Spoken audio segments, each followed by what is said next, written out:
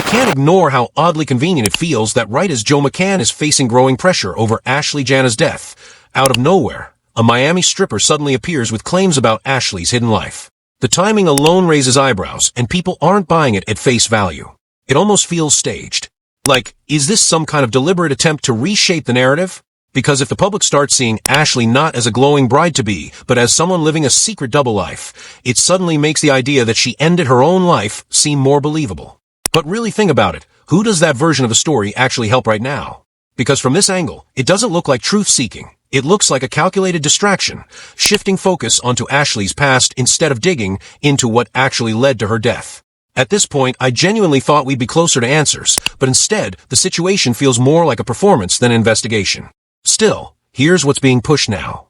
Allegedly, this Miami stripper is claiming Ashlee wasn't who people thought she was, that she was living two completely different lives.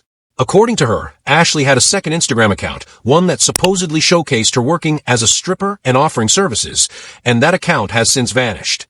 Now, I haven't seen a single screenshot or solid proof of that account existing.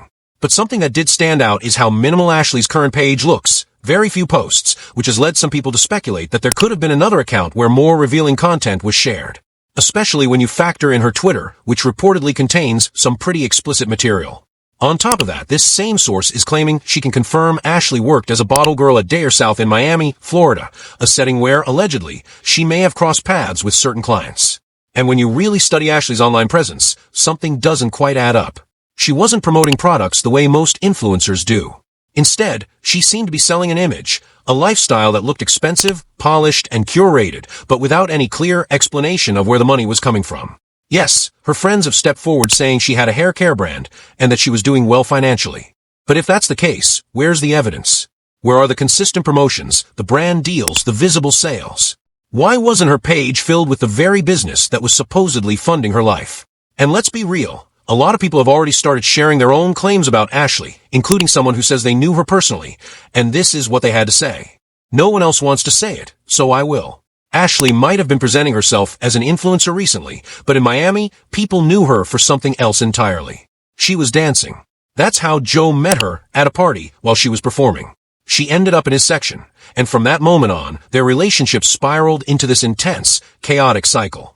For over a year, they were traveling, staying in high-end hotels, but constantly clashing behind closed doors.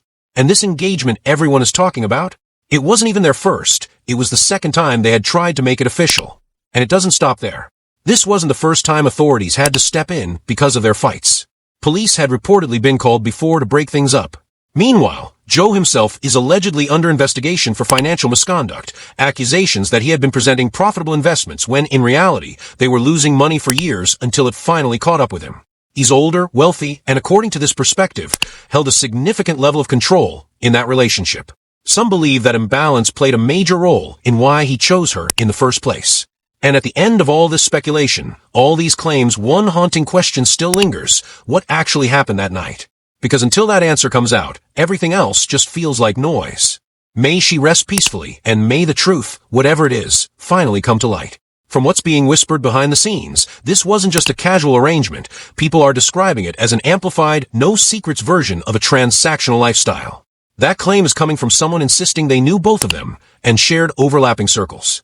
Even so, there's something deeply off about how aggressively this escort narrative is being pushed right now, especially when it's coming from a source no one can independently verify. That alone raises a serious question. Is this even a real witness, or just a voice hired to steer the conversation? Because at this point, it's starting to feel less like information and more like character demolition. If you can convince the public that Ashlee lived a chaotic, hidden life, then suddenly the urgency for justice fades. People stop asking hard questions and start shrugging it off as just another messy situation. But not everyone is accepting that version of events. Her supporters are pushing back hard, arguing that even if Ashlee had layers to her life, she was visibly building towards something, planning, smiling, showing signs of a future she actually wanted. And that's where the narrative starts to crack. Because if she was moving forward, excited, engaged, then the idea that she abruptly ended everything becomes far more difficult to accept. Online, people are saying it plainly, whether she was an influencer, whether she had side dealings, or whether she balanced both, none of it explains what happened. The pieces don't fit. And the spotlight keeps swinging back to Joe, because the unanswered questions surrounding him are only getting louder. Some are even wondering if he's quietly guiding this narrative from behind the curtain. Because if the world buys into the idea that Ashlee was unstable or living in secrecy, then his version of events becomes much easier to believe. And if that's the case, then what we're watching unfold isn't just rumor, it's strategy. By flooding the conversation with this double life angle, it creates a thick layer of distraction. Suddenly, instead of people focusing on why medical details allegedly mention signs of strangulation, the entire discussion shifts to debating Ashlee's lifestyle. It's a perfect diversion.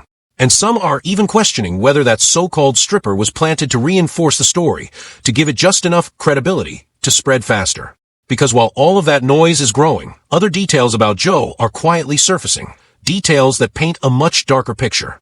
Reports of a temper. Claims that their relationship had already turned volatile as soon as they arrived in Zanzibar.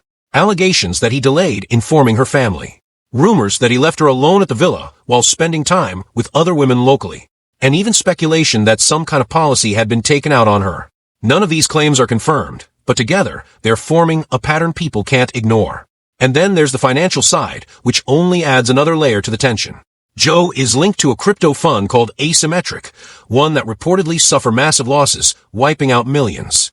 Not long after that collapse, he suddenly announced plans to raise $1.5 billion for a new venture called Accelerate. And that's where the theories start getting even darker.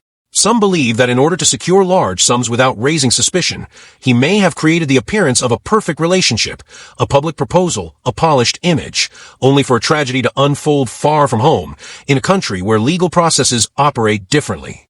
It sounds extreme, but that's exactly the kind of speculation that's spreading right now. What makes everything even more unsettling is what the family has shared. According to them, the first call they received from Joe was vague. He said Ashlee was in the hospital, but offered almost no details. When her mother pressed him for answers, asking when and where this happened, he allegedly revealed that the incident had taken place nearly 11 hours before he even reached out. After that, communication stopped completely. The next update didn't come from him at all. It came from a hotel, delivering the devastating news that Ashlee had passed. And since then, silence. No condolences. No involvement in funeral arrangements. No follow-ups. Nothing. He's reportedly still in Zanzibar, but there has been no outreach to the family whatsoever. And now, with all of that in mind, people are starting to connect dots in their own way. There's a growing belief that influence, money, and location may have played a role, that local staff or even authorities could have been swayed, which some think explains why no charges have been brought forward despite the cloud of suspicion surrounding him. Whether that's true or not remains to be seen. But one thing is clear, the more these layers unfold, the less this looks like a straightforward case. And to really understand what we might be dealing with here, you have to step back and see the full picture as it's being painted right now. Here's where everything takes an even darker turn. Reports claim Ashlee's death wasn't made public for 4 full days. For days of silence. And during that time, no local outlet stepped forward to cover it, not because they missed it, but because they allegedly weren't allowed to. The story only began to surface after international media picked it up, and even then, what was released felt tightly controlled, almost scripted. And the version they gave? It left more questions than answers. According to the official account, Ashlee and Joe had an argument that escalated to the point where they were separated into different villas, not next door but a distance away, roughly 8 to 10 minutes apart. That alone already raises eyebrows. But it's what happens next that really unsettles people. On the day everything unfolded, an attendant was reportedly doing his routine evening rounds when he stopped by Villa 25, the one Ashlee was staying in. She answered and told him she needed a phone charger. He gave it to her, then continued on to nearby villas, 24 and 26. Before he left, Ashlee allegedly asked him to return in about 10 minutes. But according to the head of criminal investigations, the timeline doesn't quite match, because instead of 10 minutes, the attendant didn't come back until roughly 20 had passed. When he returned, he knocked. No response. The place was completely dark, lights off, no movement. That's when he used an emergency key to enter. And what he claims he saw next is the moment everything shifts. Inside, Ashlee was found suspended from the wardrobe rod using a gray bathrobe belt. The report says she was still alive at that point, barely, struggling. The attendant raised the alarm immediately, and she was rushed to a nearby hospital. After initial treatment, she was transferred again for more advanced care. But the following day, around 3 p.m., Ashlee was pronounced dead. And then nothing. No further updates. No detailed explanation. Just silence. Even though it's been confirmed that an autopsy was completed days ago, the findings haven't been fully released. That gap is exactly where speculation has exploded. Some believe the report is being carefully adjusted, sanitized, to support the idea that Ashlee took her own life. because the official version, as it stands, leaves behind too many cracks. People are questioning basic details. How did she manage to set all of this up alone, inside a wardrobe, in complete darkness? Is that even physically plausible? And more importantly, is it really possible for someone to die in that exact manner under those conditions? The scenario feels off, and a lot of people aren't convinced. For many, belief isn't even on the table anymore, not without proof. They want footage, confirmation, something tangible that shows that interaction between Ashlee and the attendant actually happened the way it's being described. Evidence that no one else entered or exited that room. Because right now, everything rests on a version of events that hasn't been independently verified. And then there's the autopsy itself. Why is it being treated like classified information? Ashlee's father, Harry Robinson, confirmed that the autopsy was completed on April 14th, yet the family is still stuck waiting. Not just for the written report, but even for her body to be released so she can be brought back home to the United States. That kind of delay only deepens the pain and the suspicion. And this is exactly why so many of Ashlee's supporters believe the narrative about her alleged double life is being pushed so aggressively. Because the more people focus on who she was, the less they question how she died. It redirects attention, reshapes perception, and slowly pulls the spotlight away from the details that don't add up. And if that continues, the real story risks getting buried under noise. But I want to know where you stand on this. Do you believe this so-called witness claiming Ashlee lived a second life, or does it feel like something else entirely is being played out behind the scenes? Let me know what you think.